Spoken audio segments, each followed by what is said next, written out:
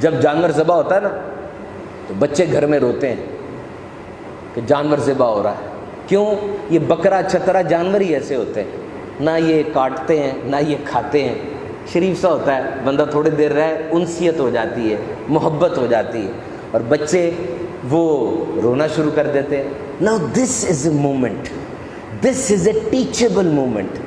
یہ ایک استاد، ایک باپ، ایک ماں کے لیے بڑا بہترین موقع ہے اپنے بچوں کو کچھ سکھانے کا. آپ اس بچے کو بٹھائیں اور اس سے پوچھیں بیٹا تجھے محبت ہوگی نا اس جانور سے؟ کہ کہا ہاں محبت ہو گئی.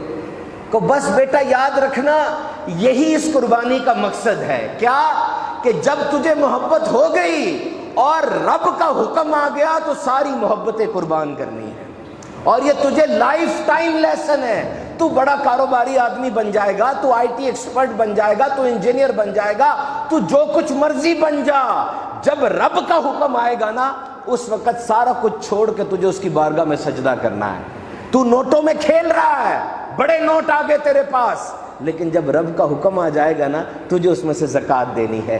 تو دنیا میں انٹرٹینمنٹ ٹور کرنے جا رہا ہے، تو ایجوکیشن ٹور کرنے جا رہا ہے، تو بزنس ٹور کرنے جا رہا ہے، لیکن جب رب کا حکم آ جائے گا نا سب کو چھوڑ کے تجھے حج کرنے کے لیے جانا ہے.